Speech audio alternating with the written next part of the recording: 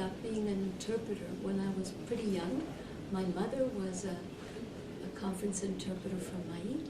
She had double A French-Spanish and C in English. And she was always traveling, and the six kids would always be sharing her experiences, her stories, the topics. And languages was sort of part of my family, and different backgrounds. So I grew up with Spanish, English, and French, and afterwards, when I was finishing high school, I wanted to study something to change the world, and I combined interpretation with sociology. And so I did that. I was happy with that, and then I started working as a sociologist. But in Africa, I married a diplomat, an ambassador, and I couldn't work full-time because there was no diplomatic agreements between both countries. And interpretation, I could do, sort of, yeah. So I did that mainly, and I worked a lot as an interpreter throughout Africa. In Mozambique, since I have four languages, Spanish, English, French, and Portuguese, and active Spanish and English, I did have some work.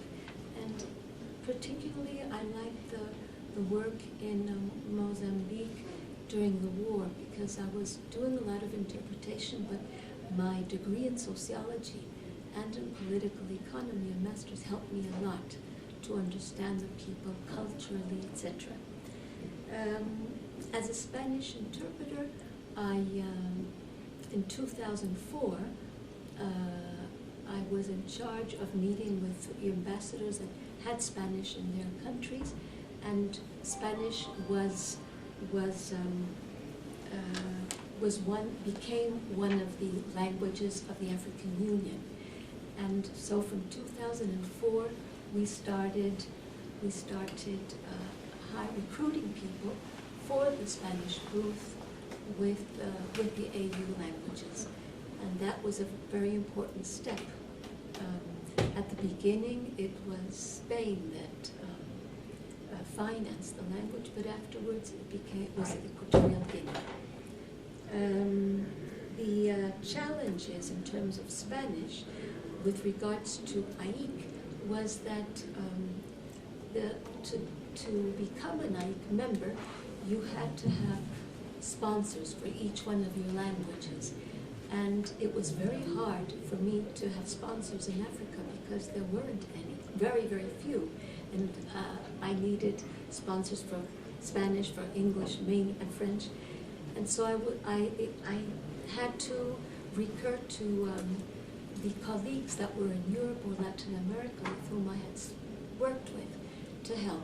But not all Spanish interpreters have had the same luck. Many have had problems to obtain the necessary sponsors.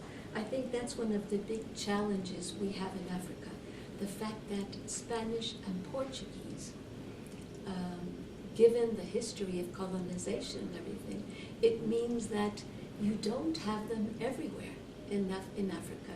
So to get sponsors in your region for those languages is difficult. And I would like to strongly recommend maybe that CACLA could take this into consideration to see what way to help those colleagues that are very good interpreters, but that don't have the necessary sponsors in the continent.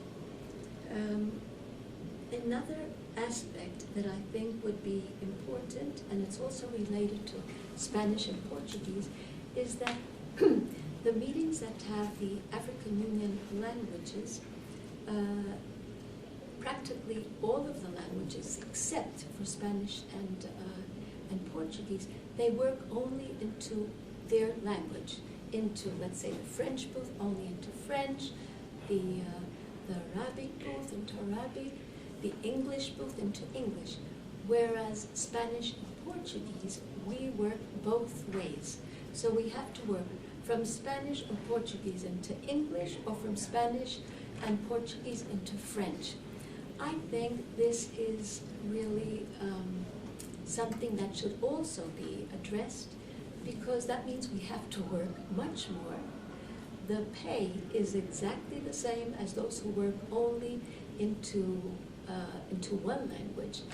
And so I think this is a problem for our continent. And one of the last things I'd like to mention is that there are many AIC members that do have Spanish and Portuguese or Portuguese as a passive language.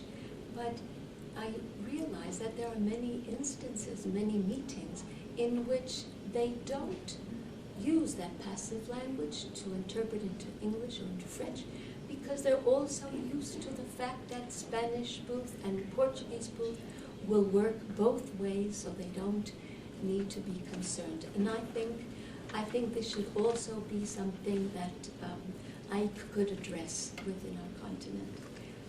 And I think this is about it.